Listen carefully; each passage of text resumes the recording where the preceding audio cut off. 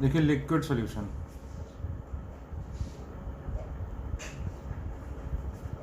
ठीक है। इस चैप्टर के 3 पार्ट हैं।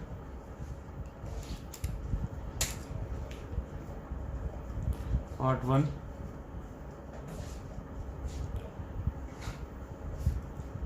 Concentration of solution,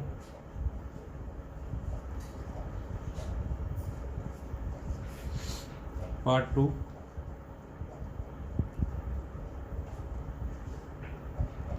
vapour pressure और पार्ट 3 कॉलिगेटिव प्रॉपर्टीज।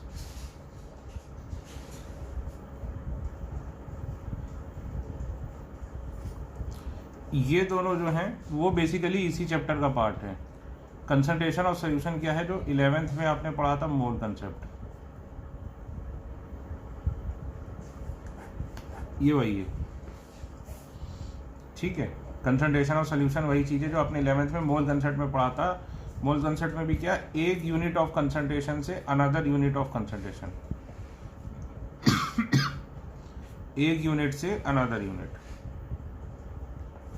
ठीक है। तो पहले हम ये पढ़ेंगे, फिर हम ये पढ़ेंगे सबसे लास्ट में, ठीक है।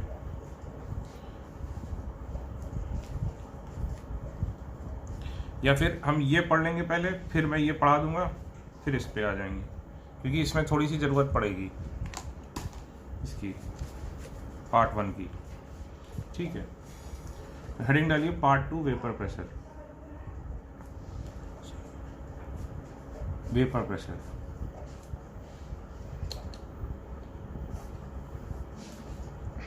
ठीक है। अब देखिए वेपर प्रेशर होता क्या है, पहले समझेंगे।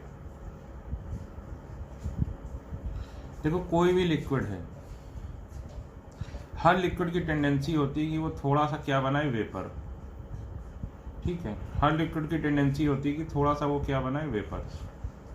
फॉर एग्जाम्पल अगर आप देखेंगे पेट्रोल,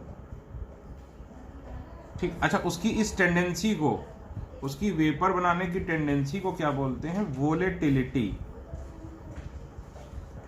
तो फिर इस लिक्विड को क्या बोलेंगे, वोलेटाइल लिक्विड। जो लिक्विड वेपर बनाएगा उसको क्या बोलेंगे, वोलेटाइल लिक्विड। क्या बोलेंगे, वोलेटाइल लिक्विड। और उसकी इस टेंडेंसी को क्या बोलेंगे, वोलेटिलिटी, ठीक। अब एग्जांपल वोलेटाइल लिक्विड का देखो, पेट्रोल। पेट्रोल पंप पे जब आप जाते हैं तो पेट्रोल तो भाई जमीन के अंदर होता कहीं ना कहीं, लेकिन फिर भी आपको पेट्रोल की स्मेल आती है। तो आपको पेट्रोल की स्मेल क्यों आती है, क्योंकि पेट्रोल क्या होता है, जमीन के अंदर से थोड़ा सा एयर में आ जाता है, वेपर फॉर्म में, तो इसीलिए आपको पेट्रोल की स्मेल आती है। इसी तरह देखो, जब पेट्रोल भराओगे तो इस तरीके से पेट्रोल आता है, लेकिन इसके आसपास देखना हल्के हल्के हल्के हल्के ऐसे वेपर्स दिखाई पड़ते हैं। कभी पेट्रोल भराते समय देखना ध्यान से, जैसे ये मान लो हॉर्स पाइप हो गया, ठीक है, इससे पेट्रोल भर रहा है वो, ठीक है। अब पेट्रोल भर रहा है तो इसमें देखो हल्के हल्के इस तरीके से आपको वो दिखेंगे, ऐसे ऐसे ऐसे वेपर्स दिखेंगे। या फिर आपने देखा होगा कि पेट्रोल पंप पे आपकी हिम्मत नहीं होती कि आप माचिस जला लें। क्यों, क्योंकि आपको पता है हर जगह आग लग जाएगी, फट जाएगा। ऐसा क्यों, क्योंकि क्या होता है, एयर में पेट्रोल आ जाता है। एयर में पेट्रोल कैसे आ जाता है, इसी तरीके से, क्योंकि लिक्विड से पेट्रोल क्या होता है, बहुत ज़्यादा वोलेटाइल। इवन अगर आप अपनी स्कूटी की या बाइक की टंकी जो होती है जिसमें आप भरवाते हैं पेट्रोल, उसका अगर कैप हटाएं तो अब देखिए आपको तुरंत स्मेल आती है, ठीक है। तो हमें पता है कि पेट्रोल के, ये हमने एक्सपीरियंस किया है कि पेट्रोल के वेपर्स होते हैं। तो पेट्रोल इसका बहुत बड़ा एग्जाम्पल है, ये लिखने की ज़रूरत नहीं है, ठीक है। पेट्रोल बहुत बड़ा एग्जाम्पल है कि पेट्रोल से क्या आते हैं भाई, वेपर्स। तो पेट्रोल क्या हो गया भाई, वोलेटाइल लिक्विड, ठीक। दूसरा एग्जाम्पल अल्कोहल। अब देखिए अल्कोहल की जो भी शॉप होती है, अल्कोहल की शॉप के आसपास बहुत स्मेल आती है अल्कोहल की। तो क्यों अल्कोहल की शॉप के आसपास स्मेल आती है, इसलिए स्मेल आती है अल्कोहल की शॉप के आसपास, अल्कोहल की स्मेल, क्योंकि अल्कोहल भी क्या होता है, वोलेटाइल लिक्विड, तभी तो आपको स्मेल आती है भाई। अल्कोहल शॉप यहाँ पर है, आप यहाँ पर हो, काफ़ी दूर हो, फिर भी यहाँ से क्या होगा, अल्कोहल उसमें आ जाएगा। लिक्विड से वेपर फॉर्म में, ठीक है। या फिर इसी तरह लोग सूंघ के बता देते हैं कि अल्कोहल, जैसे अल्कोहल पिए तो आदमी के मुंह से इतनी स्मेल क्यों आती है। देखिए अल्कोहल पीना बहुत ही ख़राब बात है, तो मैं आपसे कि आप में से किसी भी बच्चे से एक्सपेक्ट नहीं करता हूँ कि आप आगे चल के बड़े होकर ये सब गलत काम करेंगे। लेकिन मान लीजिए कोई एक गलत काम आप नहीं, कोई आदमी ने कर रखा है, उसने अल्कोहल ले रखी है, उसने अगर अल्कोहल ले रखी है तो उसके मुंह से स्मेल आती है, इसको सूंघ कर आप ये बता सकते हो कि उसने अल्कोहल पी है। तो क्यों उसके मुंह से इतनी स्मेल आती है? Because alcohol is a volatile liquid. तीसरा एग्जाम्पल वोलेटाइल लिक्विड का, कोई भी जो, ये सब लिखने नहीं है, कुछ नहीं लिखना है, सिर्फ ये लिखना था बस। कोई भी जो परफ्यूम है, ठीक है, परफ्यूम की स्मेल आती है। परफ्यूम की स्मेल क्यों आती है? परफ्यूम तो लिक्विड फॉर्म में होता है। मान लीजिए परफ्यूम की बोतल है, ठीक है, तो परफ्यूम की बोतल है, आपने परफ्यूम लगाया, परफ्यूम अपने ऊपर लगाया, परफ्यूम आपने लगाया किस फॉर्म में? लिक्विड फॉर्म में। लेकिन सामने वाला आदमी जो आपसे दूर है उसको भी इसकी स्मेल आती है। उसको इसकी स्मेल कैसे आती है? ये लिक्विड फॉर्म से क्या होता है? वेपराइज, और ये किस में चला जाता है? वेपर फॉर्म में। लिक्विड फॉर्म से वेपराइज होकर किस में चला जाता है? वेपर फॉर्म में। और यहाँ से यहाँ तक वेपर्स आते हैं उसके। तो लिक्विड से वेपराइज होकर एयर में मिक्स हुआ, एयर में मिक्स होकर क्या हुआ? डिफ्यूजन, फिर दूसरे आदमी को इसकी स्मेल आई। ये देखिए मैंने आपको कुछ कुछ एग्जाम्पल बता दिए। सॉलिड भी वोलेटाइल होते हैं, जैसे आपको पता है आयोडीन। आयोडीन सॉलिड से तुरंत क्या बन जाता है? वेपर फॉर्म में आ जाता है। जैसे कि घर में पूजा होती है, कपूर जिसको कैम्फर बोलते हैं, देखिए कपूर है, ये भी वोलेटाइल है, सॉलिड है, लेकिन इसके भी वेपर्स बनते हैं, इसकी भी स्मेल आती है दूर तक, और कुछ टाइम बाद कपूर तो गायब भी हो जाता है, जिसको आप क्या बोलते हैं? सब्लिमेशन। तो मेन तो पे लिक्विड पे ही डील करना है, तो ये ध्यान रखिए कि हर लिक्विड की, या हर लिक्विड की और कुछ सॉलिड की, चलो सॉलिड अभी के लिए छोड़ ही दो, हटाओ, हर लिक्विड की ये टेंडेंसी होती। अच्छा एक और लिक्विड भाई, वाटर। वाटर का भी वेपराइजेशन होता है भाई। वाटर का आपने इवेपोरेशन सुन रखा है? इवेपोरेशन कि सनलाइट में क्या होता है? सनलाइट पड़ती है और ये वाटर्स हैं, ये वाटर है मतलब, और इससे क्या हो जाता है? Evaporation.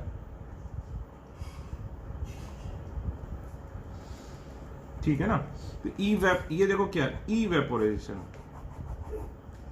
Basically it is evaporation, ठीक है। तो वाटर का भी यही होता है। तो कहने का मतलब क्या है कि हर लिक्विड की टेंडेंसी होती है, किसी की कम किसी की ज़्यादा। जैसे पेट्रोल की बहुत ज़्यादा होती है, ठीक है, वाटर की मान लो थोड़ी सी कम होती है, काफ़ी कम होती है, अल्कोहल की ज़्यादा होती है। परफ्यूम बनाए ऐसे जाते हैं जो वोलेटाइल हों, क्योंकि भाई परफ्यूम आप लगाओगे ही क्यों? क्योंकि दूसरे को स्मेल आए। अब परफ्यूम की बोतल अपनी घर में खोल के रख दो, देखो आधा गायब हो जाएगा, मतलब आधा गायब नहीं हुआ, खैर उसके अलग रीज़न है, लेकिन पेट्रोल की बोतल अगर आप लेके इधर से उधर भागते रहो खोल कर तो गायब हो जाएगा, एक जगह रख दोगे तो नहीं होगा शायद। तो हर लिक्विड की टेंडेंसी होती है कि वो थोड़ा सा किस में चला जाए? वेपर फॉर्म में। लिक्विड की इस टेंडेंसी को क्या बोलते हैं? वोलेटिलिटी। और इस प्रकार के लिक्विड को क्या बोलते हैं? वोलेटाइल लिक्विड, ठीक है। और ये जो वेपर्स बनते हैं, देखिए लिखने का काम अब चालू होगा।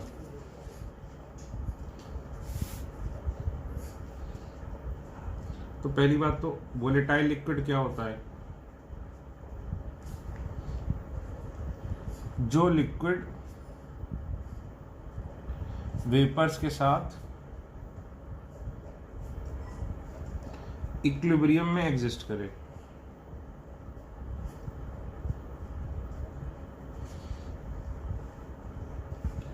जैसे भाई ये लिक्विड है, इसके वेपर्स बने, ये इक्विलिब्रियम साइन का मतलब क्या है? कि कभी भी लिक्विड से वेपर बन सकता है, at the same time vapour से लिक्विड फॉर्म में भी जाता है। ये देखो मैंने डब्बा बंद कर दिया, तो हम इस लिक्विड को क्या बोलेंगे? ये कैसा लिक्विड है? वोलेटाइल लिक्विड, ठीक है। और इसकी इस टेंडेंसी को क्या बोलेंगे? वोलेटिलिटी, ठीक। तो अब लिखो भाई वेपर प्रेशर क्या होता है। सबसे पहले तो आपको हेडिंग डालनी चाहिए थी ये पार्ट 2 वेपर प्रेशर, ठीक। तो अब लिखो definition of vapour pressure.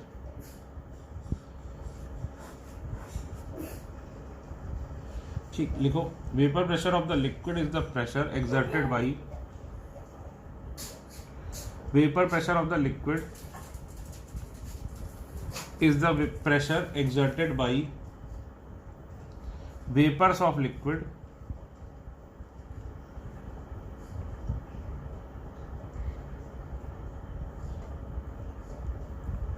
is the pressure exerted by vapors of liquid when the vapor state and liquid state are in equilibrium at a given temperature.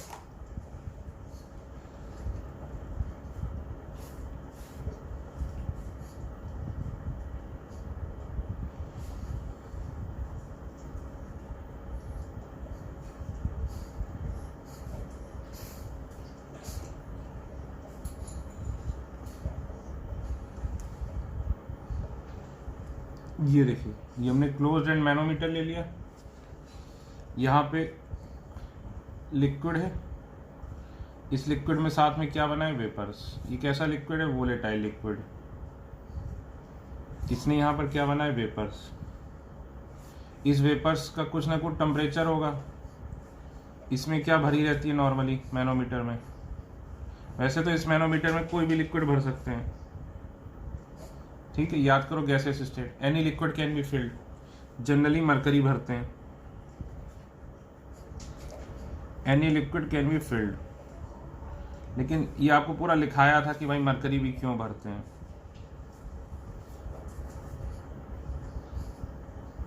Mercury की density भी याद रखना, 13.6 ग्राम पर centimetre cube. Water की कितनी होती है, 1 ग्राम पर सेंटीमीटर क्यूब। ये जो H आया, डिफरेंस इन हाइट, यहाँ पर क्या था, वैक्यूम, तो वे P कितना हो जाएगा, HdG, जहां पर P क्या है, वेपर प्रेशर। ध्यान रखना वेपर प्रेशर टेम्परेचर पे डिपेंडेंट होता है, तो ये लिक्विड है किस पर, एट टेम्परेचर T पर, तो हम क्या बोलेंगे, vapour pressure at temperature T। Vapour pressure temperature पे बहुत ज्यादा डिपेंड करता है, HdG होना चाहिए था। तो H क्या है, डिफरेंस इन हाइट, D क्या है, डेंसिटी ऑफ लिक्विड, और G क्या है, एक्सेलरेशन ड्यू टू ग्रेविटी। ठीक, तो ये क्या हो गया, HdG।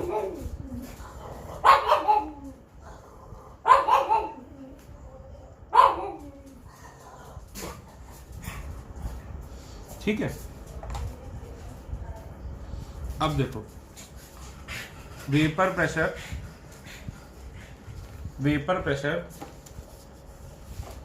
Depends only on, vapour pressure depends only on, भाई वेपर प्रेशर किस पे डिपेंड करता है, सिर्फ दो चीजों पर। ओनली पे अंडरलाइन करो, देखो ओनली लिखा मैंने। ओनली क्यों लिखा, क्योंकि मैं बताना चाहता हूं कि ज्यादा चीजों पे डिपेंड नहीं करता। सबसे पहली बात किस पे डिपेंड करता है, टेम्परेचर पे, सिर्फ और सिर्फ टेम्परेचर पे एक तो डिपेंड करता है, दूसरा नेचर ऑफ लिक्विड पे। एक टेम्परेचर पे, दूसरा नेचर ऑफ लिक्विड पे।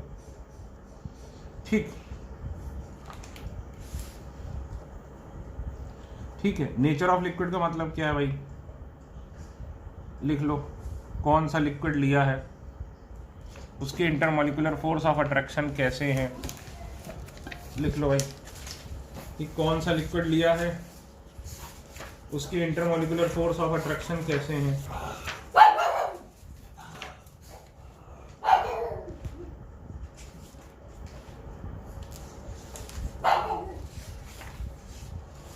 ठीक है।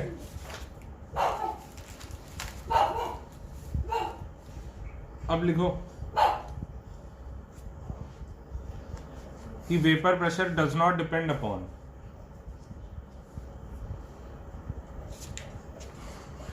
Vapour pressure does not depend upon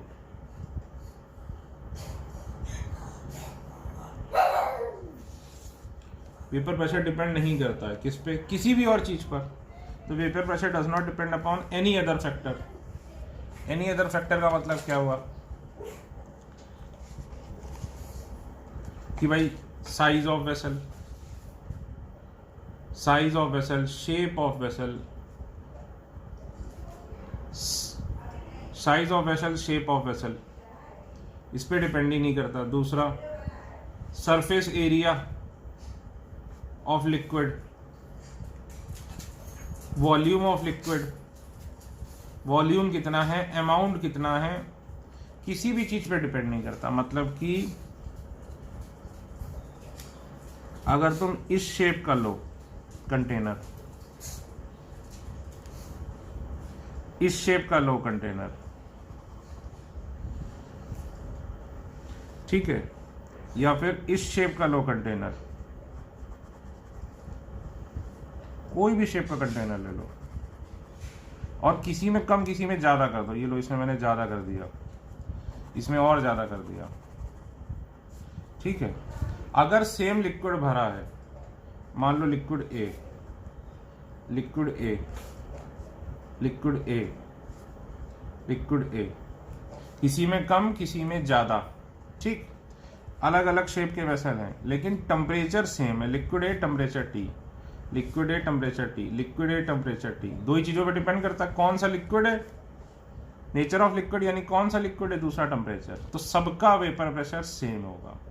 अगर इसका वेपर प्रेशर सपोज 100 mm है तो इसका भी 100 mm ही होगा। इसका भी कितना होगा, 100 mm, इसका भी कितना होगा, 100 mm। देखो किसी में कम लिया है, किसी में ज्यादा लिया है, शेप अलग है, साइज अलग है, वॉल्यूम अलग है, सरफेस एरिया अलग है, सब कुछ अलग है, 4 वेसल हैं, लेकिन क्या सेम है। अगर वेपर प्रेशर P0 मान लो, 100 नहीं मानना, कंफ्यूजन होगा, मान लो इसका P0 है, P0, P0, P0, समझे ना।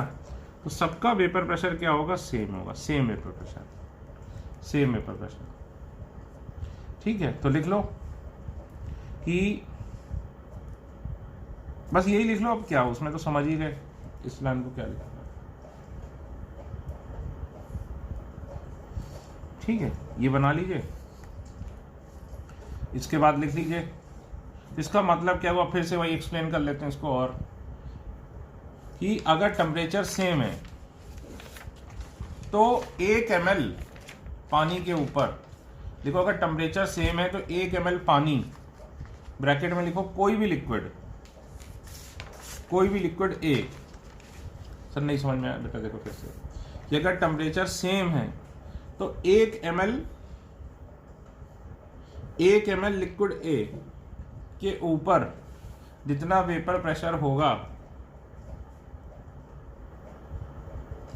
1 ml के ऊपर जितना वेपर प्रेशर होगा, 1 लीटर के ऊपर भी उतना ही होगा, उतना ही वेपर प्रेशर होगा।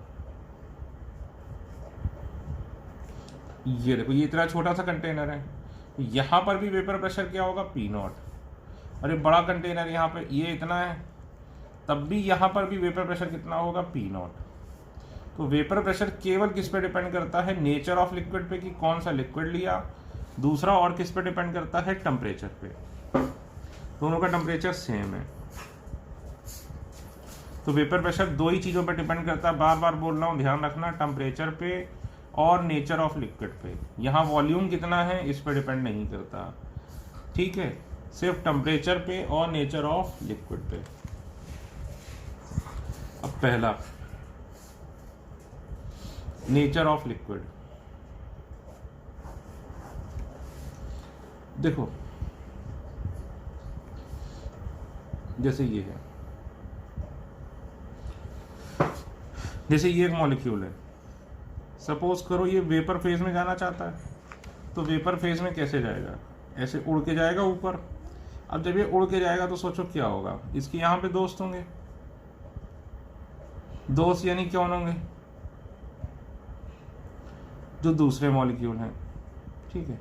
अगर ये वेपर फेज में जाना चाहता है तो यहाँ पर क्या होगा, इसके दोस्त लोग होंगे, दोस्त लोगों के यानी जो दूसरे मॉलिक्यूल्स हैं। इस पे क्या होगा बताओ,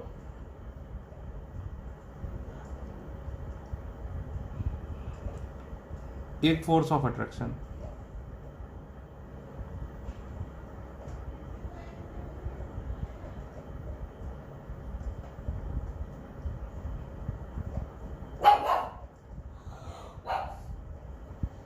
बताओ, फोर्स ऑफ अट्रैक्शन होगा।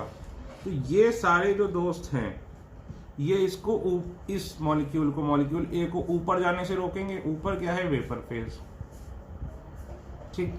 और ये इन पे कौन सा फोर्स लगाएंगे? Intermolecular force of attraction. अब मुझे सोच के बताओ कि अगर इन सबका मिलाकर जो इंटरमॉलिक्यूलर फोर्स ऑफ अट्रैक्शन ज्यादा है तो इसके लिए ऊपर जाना आसान होगा कि मुश्किल होगा? ये सोच के बताइए। अगर ये लोग ज्यादा फोर्स लगाएंगे यानी इसको रोकने की ज्यादा कोशिश करेंगे तो इसके लिए ऊपर जाना आसान होगा कि मुश्किल होगा? फिर से सोचो। अगर भाई ये लिक्विड का मॉलिक्यूल है, ठीक है, ये ऊपर जाना चाहता है। ऊपर जाना चाहता है यानी कहाँ जाना चाहता है? वेपर फेज में। तो जब ये वेपर फेज में जाना चाहता है और बाकी सारे मॉलिक्यूल इसको मिलके क्या कर रहे हैं? रोक रहे हैं, तो इसके लिए ऊपर जाना कब आसान होगा?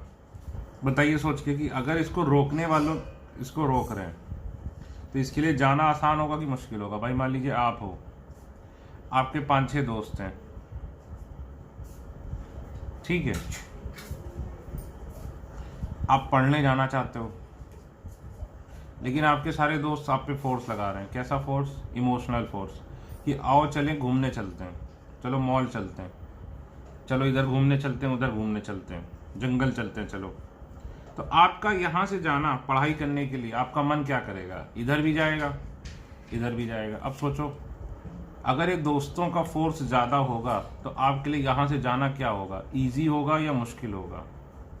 या ऐसे ही समझ लो आप इस दरवाजे से, यहाँ एक दरवाजा, यहाँ से बाहर जाना चाहते हो और ये सब आपको फिजिकली पकड़े हैं, तो आपके लिए बाहर जाना कब आसान होगा? जब ये फिजिकली जो पकड़े हुए हैं ये इनका फोर्स ज़्यादा होगा कि फोर्स कम होगा?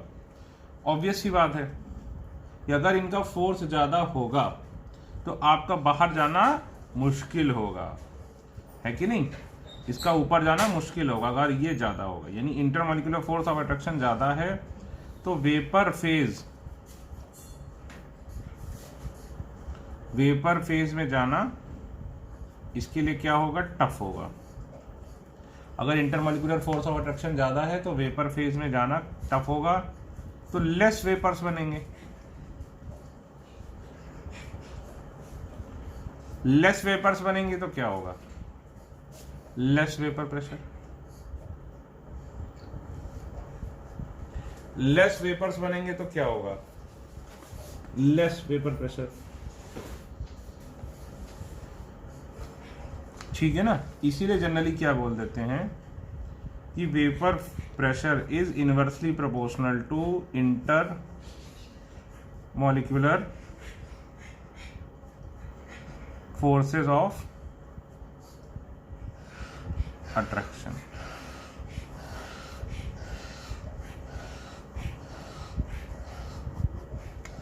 तो लिखो, ये लिखो पहले, फिर ये फोटो बना के ये सब लिखना। लिखो सर हमने तो बना लिया ये सब, तो इसके बाद लिख लो, फिर एरो करके ऐसे दिखा देना। Vapour pressure of a liquid depends upon forces of attraction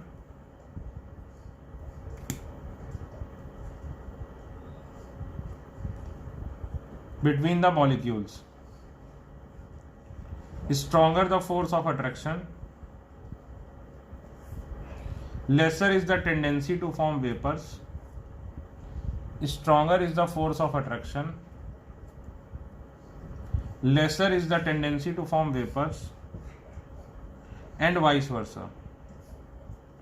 तो ये लिख दो।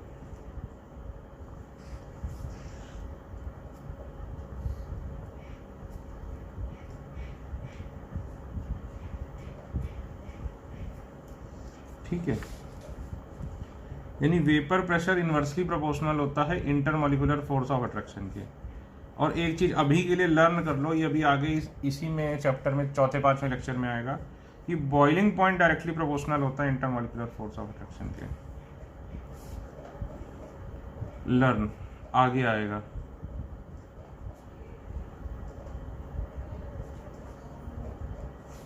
कि बॉइलिंग पॉइंट डायरेक्टली प्रोपोर्शनल होता है और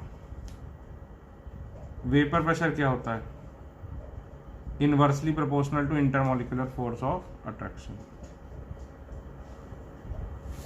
ठीक है, चलिए अब इसके एग्जाम्पल करते हैं। इसके जो एग्जाम्पल हैं इस टॉपिक के वो बेसिकली केमिकल बॉन्डिंग के ही क्वेश्चन है।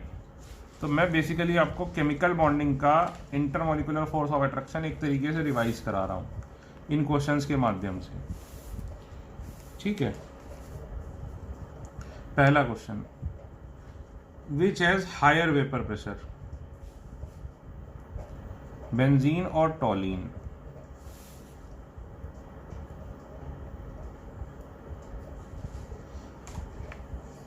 विच has higher vapour pressure, benzene और टॉलीन। ठीक है, तो देखो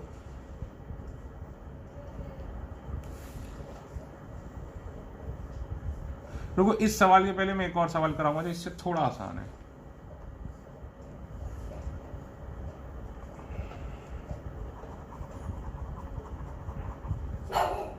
चलो अच्छा यही करो, इसी से रिवाइज कराता हूं, वो तो अभी हो ही जाएगा। बेंजीन, ये हो गई बेंजीन। टॉलीन क्या होती है, ये होती है टॉलीन।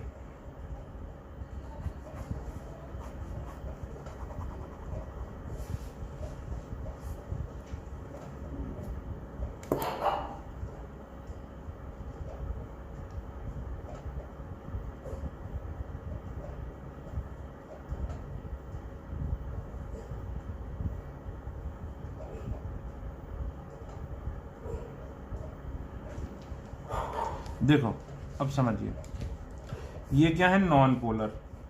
ठीक, अब नॉन पोलर में याद करो कौन से इंटरमोलिकुलर फोर्स ऑफ अट्रैक्शन लगते थे।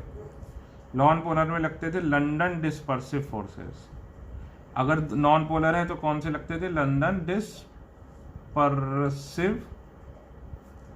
फोर्सेस। या फिर इसको क्या बोलते थे बताओ, इंड्यूस्ड डाइपोल। इंड्यूस्ड डाइपोल, इसको क्या बोलते थे, इंड्यूस्ड डाइपोल, इंड्यूस्ड डाइपोल। ठीक है ना, देखो याद करो, इंड्यूस्ड डाइपोल, इंड्यूस्ड डाइपोल आपको क्या बताया था कि जैसे कि दो Cl हैं, जैसे ये Cl2 है, याद करो। अब इनके बीच में क्या होता है, होता क्या है ये समझिए पहले। इंड्यूस्ड डाइपोल आता कहां से था। अब फिर वही बात है, यहां मैं बेसिकली क्या पढ़ा रहा हूं आपको, केमिकल बॉन्डिंग। आप किसी भी मॉलिक्यूल को इस तरह से समझिए कि ये है, यहां पे क्या लगी, स्प्रिंग, ये है Cl, ये है Cl, यहां पर क्या है, इलेक्ट्रॉन पेयर बिल्कुल बीच में है। अब सारे मॉलिक्यूल क्या होता है, एक एनी टेम्परेचर पे ऐसे ऐसे ऐसे ऐसे ऐसे वाइब्रेट करते रहते हैं। हर मॉलिक्यूल ऐसे ऐसे ऐसे वाइब्रेट करता है।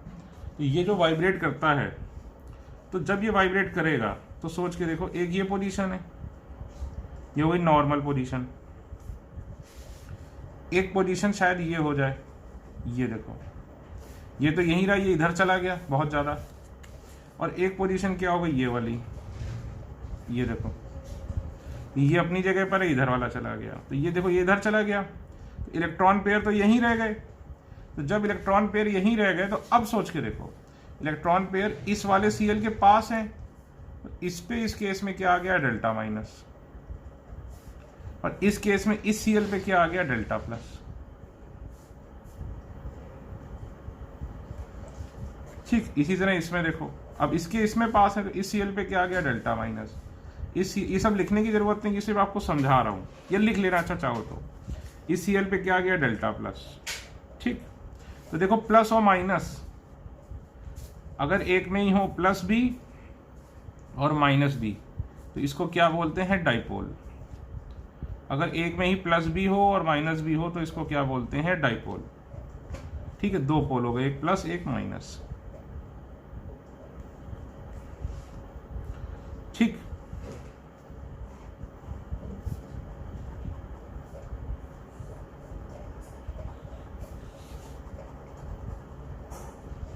ये देखो, ठीक है, एक में प्लस एक में माइनस, इसको बोलेंगे डाइपोल।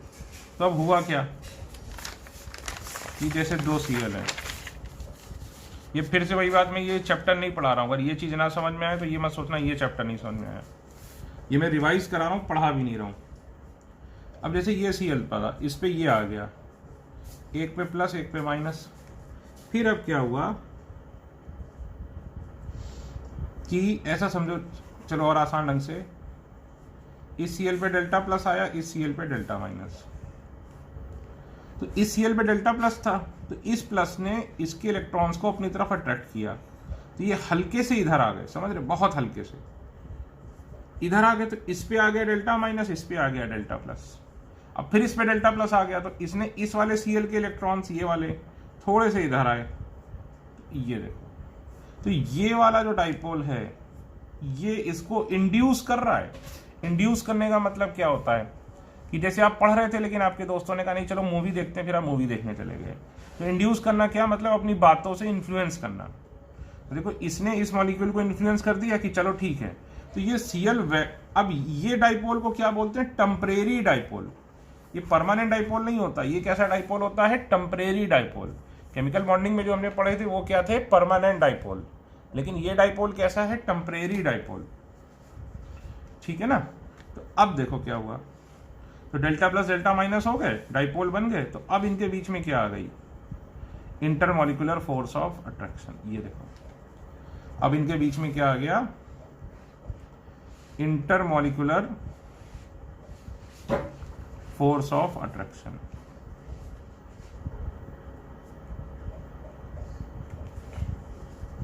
इनके बीच में आ गया इंटरमॉलिक्यूलर फोर्स ऑफ अट्रैक्शन। अब ये वाले जो इंटरमॉलिक्यूलर फोर्स ऑफ अट्रैक्शन होते हैं ये कैसे होते हैं, वेरी वीक, या फिर हम क्या बोलेंगे, एक्सट्रीमली वीक। और ये जो इंटरमॉलिक्यूलर फोर्स ऑफ अट्रैक्शन होते हैं ये किसके प्रोपोर्शनल होते हैं, सरफेस एरिया पे। इसको इन जनरल हम बोल देते हैं वंडर वॉल फोर्सेस। इसको इन जनरल हम क्या बोल देते हैं, वंडर वॉल फोर्सेस। तो वंडर वॉल फोर्सेस डायरेक्टली किसके प्रोपोर्शनल होते हैं, सरफेस एरिया के। या फिर अगर नहीं समझ में आ रहा तो मॉलिक्यूलर वेट ले लो। इसका एग्जाम्पल देखो, जैसे F2Cl2 Br2 I2। तो ये दोनों गैस हैं, ये लिक्विड है, ये क्या है, सॉलिड है। ऑब्वियस सी बात है भाई, सॉलिड में इंटरमॉलिक्यूलर फोर्स ऑफ अट्रैक्शन ज्यादा होती है, ये सारे ही नॉन पोलर हैं। ऐसा क्यों, ये देखो F2 छोटा होगा साइज में तो less intermolecular force of attraction. Cl2 क्या होगा, थोड़ा सा बड़ा होगा लेकिन फिर भी इसमें इंटरमॉलिक्यूलर फोर्स ऑफ अट्रैक्शन इतने नहीं आए। Br2 और बड़ा है, तो देखो इसमें इंटरमॉलिक्यूलर फोर्स ऑफ अट्रैक्शन बढ़ गए क्योंकि सरफेस एरिया पे डिपेंड करता है। तो Br2 क्या हो गया, लिक्विड। I2 सॉलिड हो गया, सोचो इतने ज्यादा बढ़ गए क्योंकि I2 का देखो सरफेस एरिया क्या है, बहुत ज्यादा है। ठीक है, तो नीचे जाने पर क्या हुआ, समझे, यहां पे ये एरो बनाना तुम लोग, मेरे पास जगह नहीं है। नीचे जाने पर क्या हुआ भाई, मॉलिक्यूलर वेट या फिर हम क्या बोलेंगे, साइज बढ़ा। साइज का मतलब क्या, सरफेस एरिया बढ़ गया। सरफेस एरिया बढ़ गया तो वंडर वॉल फोर्सेस क्या हुए, वॉल की स्पेलिंग पे ध्यान देना, WALL नहीं है, WAAL है। तो वंडर वॉल फोर्सेस बढ़ेंगे तो क्या होगा, बॉइलिंग पॉइंट भी बढ़ जाता है और मेल्टिंग पॉइंट भी बढ़ जाता है। ये देखो, तो ये आप एरो यहां बनाना, यहां पर इसके साइड में, ठीक है ना। तो नोट करके लिख लो कि बिटवीन एनी टू, अच्छा ये क्या केवल नॉन पोलर में होते हैं, नहीं पोलर में भी होते हैं। मतलब ये एक ऐसा इंटरमॉलिक्यूलर फोर्स ऑफ अट्रैक्शन है जो बहुत ज्यादा वीक होता है और सब में एग्जिस्ट करता है, चाहे वो पोलर हो चाहे वो नॉन पोलर हो। ये वाला फोर्स ऑफ अट्रैक्शन ऐसा होता है जो पोलर में भी है और नॉन पोलर में भी है। हमने एग्जाम्पल नॉन पोलर का लिया क्योंकि नॉन पोलर में ये इकलौता फोर्स है, अगर पोलर होता तो उसमें एक फोर्स और होता। ठीक है, पोलर वाला भी मैं आपको कराता हूं। ठीक, तो अब ये क्या है, तो लिख लीजिए नोट करके कि it is the only force of attraction. ये ऐसा लिखो, नोट 1 क्या, कि this force of attraction is present between all the molecules. This force of attraction is present between all the molecules whether polar और non polar. Whether polar और non polar. ठीक है. फिर सेकेंड लाइन में लिखो second point, it is extremely weak force. It is extremely weak force of attraction.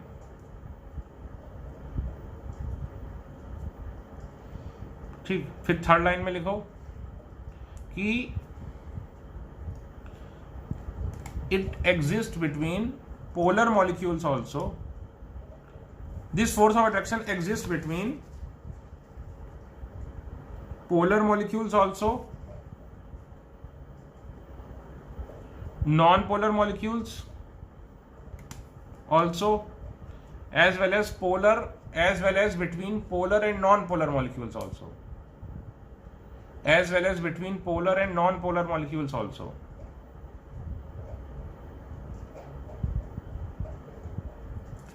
But in polar molecules it is insignificant because it is very weak force of attraction. In polar molecules it is insignificant because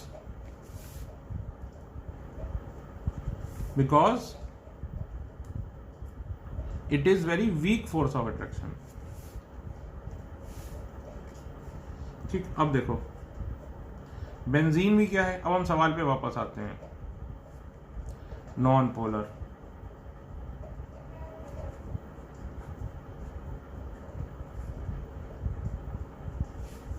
टॉलीन भी क्या है, non polar.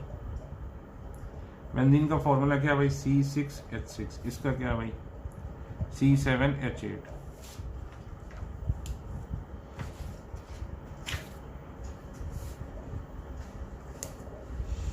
ठीक है.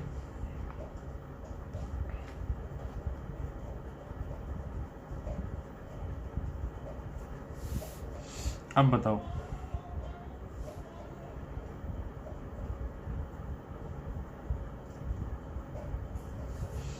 अब देखो भाई benzene का size छोटा है.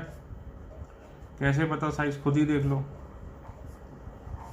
इसके बीच में भी ये फोर्स ऑफ अट्रैक्शन होगा और ये टॉलीन है.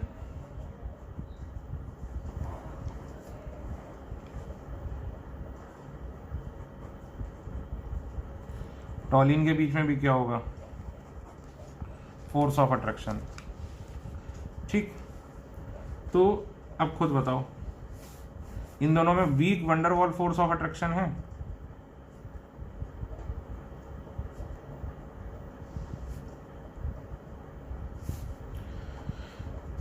और इसमें क्या है भाई, कंपैरेटिवली मोर, इससे तो ज्यादा ही है वंडरवॉल फोर्स ऑफ अट्रैक्शन. तो खुद बताओ, vapour pressure inversely proportional to intermolecular force of attraction और boiling point directly proportional to intermolecular force of attraction. तो बताओ बॉइलिंग पॉइंट किसका ज्यादा होगा भाई, टॉलीन का. और एक बात और ध्यान रखना कि vapour pressure is inversely proportional to boiling point. जिसका वेपर प्रेशर ज्यादा उसका बॉइलिंग पॉइंट कम.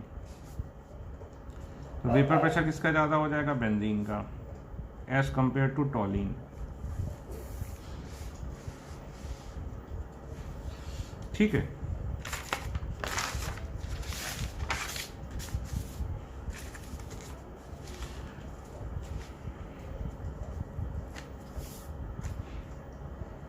Question number 2, arrange water, ethyl alcohol,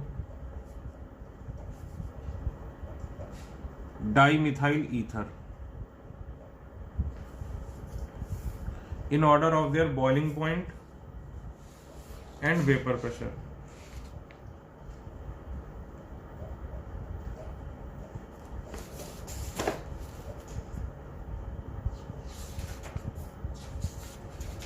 अब ये सवाल आप तभी कर पाएंगे जब आपको केमिकल बॉन्डिंग का हाइड्रोजन बॉन्डिंग आता है। केमिकल बॉन्डिंग यानी इंटरमॉलिक्यूलर फोर्स ऑफ अट्रैक्शन का आपको हाइड्रोजन बॉन्डिंग आता है। अगर आपको हाइड्रोजन बॉन्डिंग में कंफ्यूजन है या आपने नहीं पढ़ा है तो अभी के लिए इस सवाल को छोड़ दीजिए। 2 सवाल मैं कराने जा रहा हूँ, दोनों हाइड्रोजन बॉन्डिंग पे बेस्ड है। तो जिसको हाइड्रोजन बॉन्डिंग नहीं आता है वो क्वेश्चन नंबर 2 क्वेश्चन नंबर 3 की स्किप कर दे, वो बाद में करे। ठीक है, कितनी देर का होगा सर ये? टोटल मुश्किल से 3 से 4 मिनट में दोनों क्वेश्चन हो जाएंगे। अब देखो वाटर, अब मैं इसमें हाइड्रोजन बॉन्डिंग एक्सप्लेन नहीं करूंगा।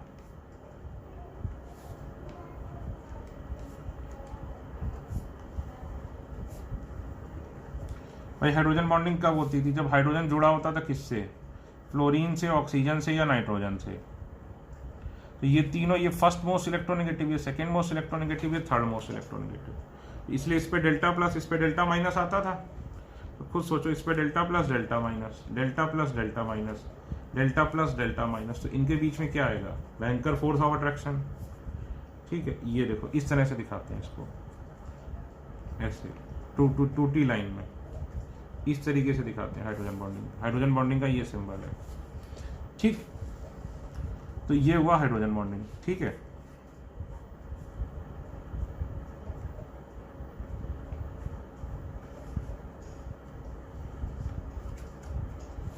ठीक है। तो अब देखो एक वाटर मॉलिक्यूल इधर भी कर रहा है, इधर भी कर रहा है, इधर भी करेगा और ये इधर भी करेगा, 4-4 करेगा। देखो ऑक्सीजन में 2 लोन पेयर है तो 2 ऑक्सीजन से 2 इससे। अल्कोहल का देखो,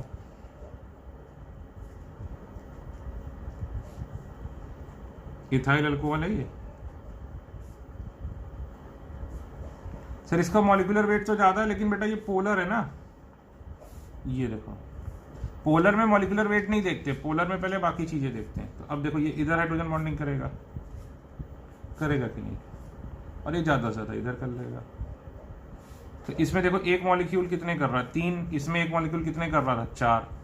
तो इन दोनों में, वाटर और इथाइल अल्कोहल में हम क्या बोलेंगे? वाटर में क्या है? मोर हाइड्रोजन बॉन्डिंग, और इथाइल अल्कोहल में क्या है? लेस हाइड्रोजन बॉन्डिंग, है कि नहीं? अब ईथर को ले लो, ये देखो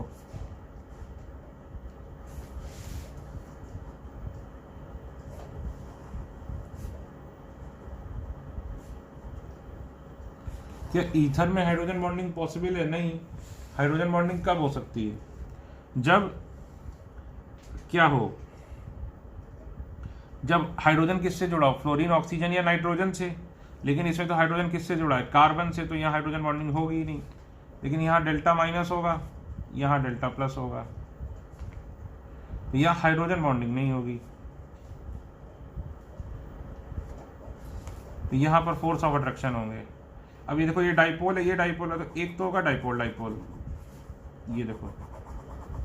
और एक जो हमेशा होता है कौन सा? इंड्यूस डाइपोल, इंड्यूस डाइपोल, ये देखो। लेकिन यहाँ पर क्या, ये दोनों वीक फोर्सेस होते हैं। आपको पता है हाइड्रोजन बॉन्डिंग सबसे स्ट्रांग होती है।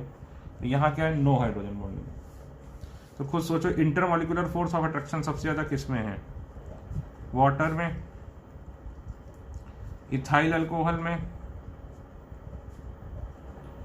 और डाई मिथाइल ईथर में।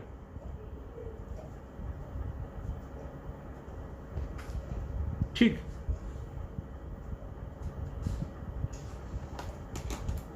ठीक है। तो अब बताओ वेपर प्रेशर क्या है? Vapour pressure directly proportional to intermolecular force of attraction है। सॉरी, इनवर्सली प्रोपोर्शनल है। तो वेपर प्रेशर सबसे ज्यादा किसका होगा?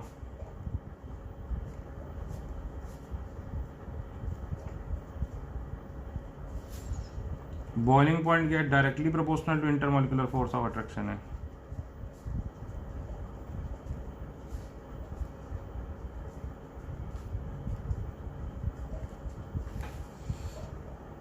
ठीक है, तो ये हो गया इसका आंसर।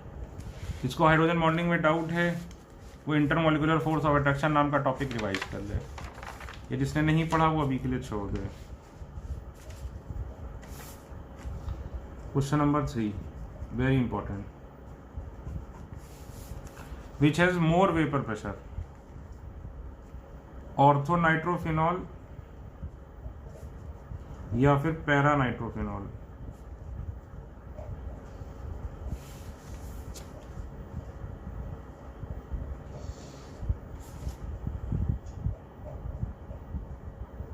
ऑर्थोनाइट्रोफिनॉल या फिर पैरानाइट्रोफिनॉल?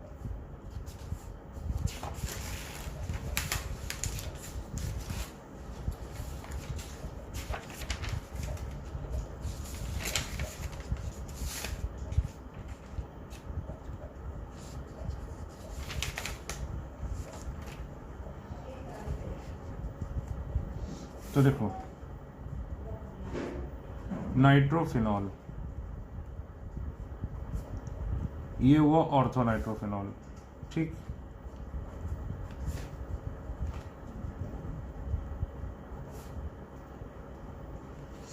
ये हुआ पैरानाइट्रोफिनॉल, ठीक है। तो देखो ऑर्थोनाइट्रोफिनॉल में क्या होता है,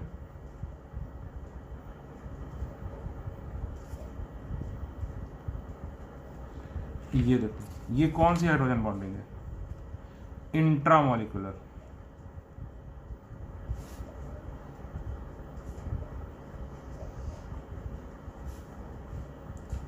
और इसमें देखो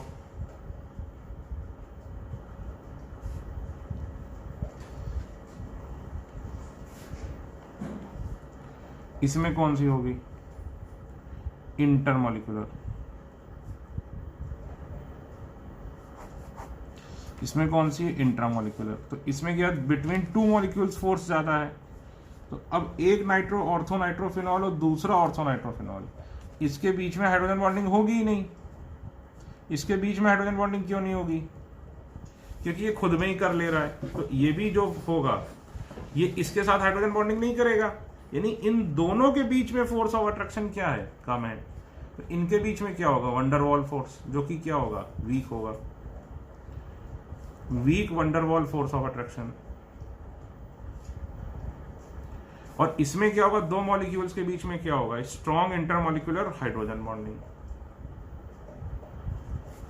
तो खुद बोलो, इंटरमॉलिक्यूलर फोर्स ऑफ अट्रैक्शन, यानी मॉलिक्यूल्स के बीच का फोर्स ऑफ अट्रैक्शन।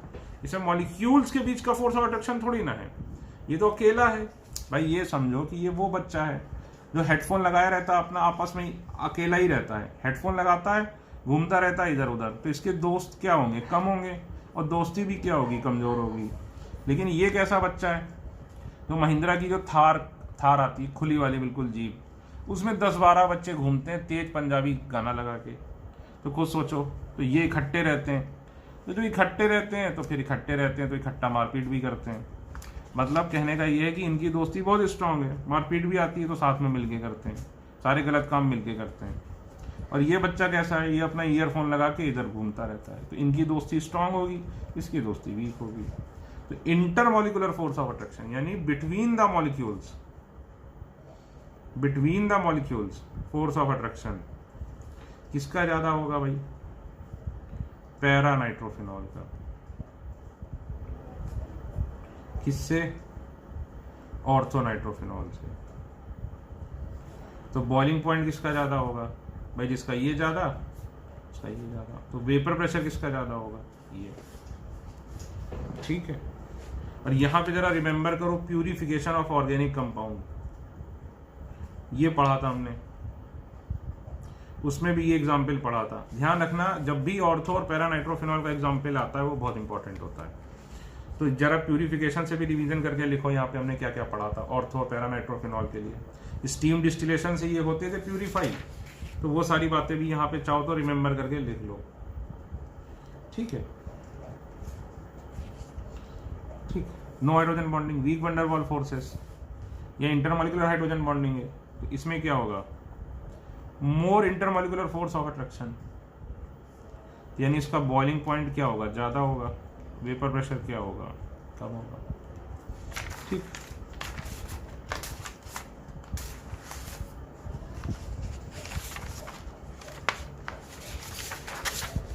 तो भाई हम पढ़ क्या रहे थे, वेपर प्रेशर। वेपर प्रेशर क्या होता है, भाई हर लिक्विड की टेंडेंसी होती है कि वो थोड़ा सा किस में चला जाए, वेपर फॉर्म में। उसकी इस टेंडेंसी को क्या बोलते हैं, वोलेटिलिटी। उसकी इस टेंडेंसी को क्या बोलते हैं, वोलेटिलिटी। ठीक है, वोलेटाइल लिक्विड बोलते हैं।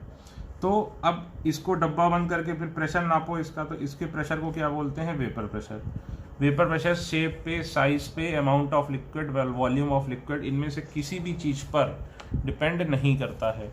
वेपर प्रेशर सिर्फ और सिर्फ किस पे डिपेंड करता है, वेपर प्रेशर दो चीज़ों पे डिपेंड करता है। एक नेचर ऑफ लिक्विड, जो अभी हमने करा, नेचर ऑफ लिक्विड से क्या मतलब था, कैसे इंटरमोलिकुलर फोर्स ऑफ अट्रैक्शन है। दूसरा क्या था, दूसरा ये था कि भाई टेम्परेचर कितना है। ठीक है, तो अब दूसरी चीज हम देखते हैं, टेम्परेचर। लिखो, when temperature is increased the amount of liquid converted into vapor also increases. Amount of liquid converted into vapor also increases. Therefore vapor pressure also increases. Therefore vapor pressure also increases.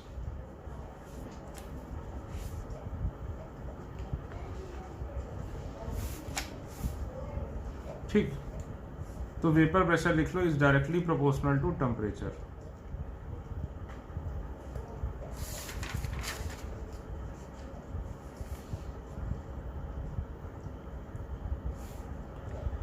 ठीक है, अब ये कैसे, अब खुद सोचो।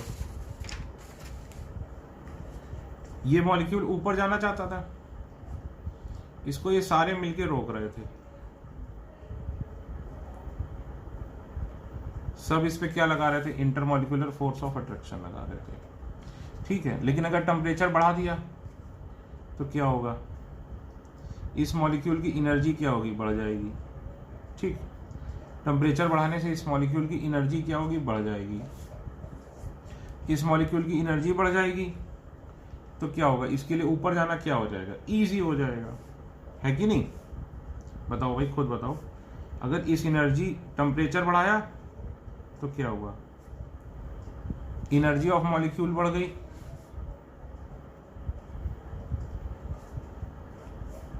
ठीक, temperature बढ़ाया, इस मॉलिक्यूल की एनर्जी बढ़ गई। इस मॉलिक्यूल की एनर्जी बढ़ गई तो क्या हुआ, इसके लिए वेपर फेज में जाना आसान हो गया।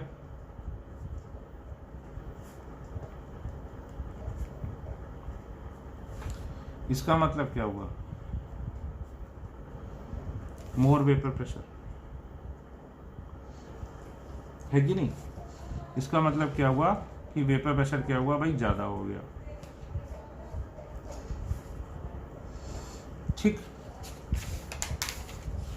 तो अब देखो, इसका मतलब फिर से वही बात आ गई कि वेपर प्रेशर क्या होता है, डायरेक्टली प्रोपोर्शनल टू टेम्परेचर।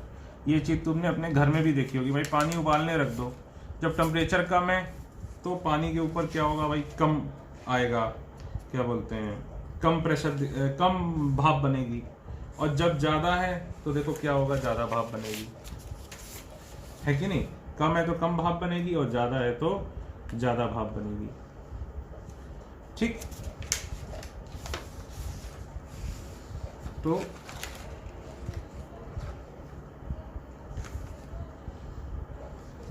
देखो,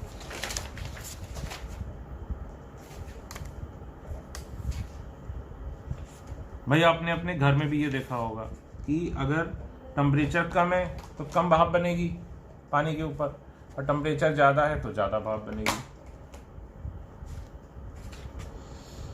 तो देखो,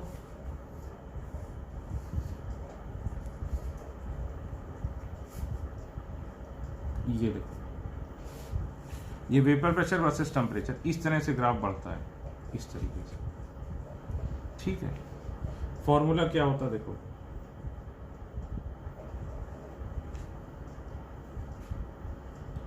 इसका फॉर्मूला होता है dP upon P is equal to delta H vaporisation upon R T square RT square DT। इस फॉर्म में ये फॉर्मूला नहीं आता, इसको इंटीग्रेट कर दो, इंटीग्रेट करके ये आ जाता है ln P2 अपॉन P1 या लॉग ले लो, is equal to delta H vaporisation upon 2.303 R 1 upon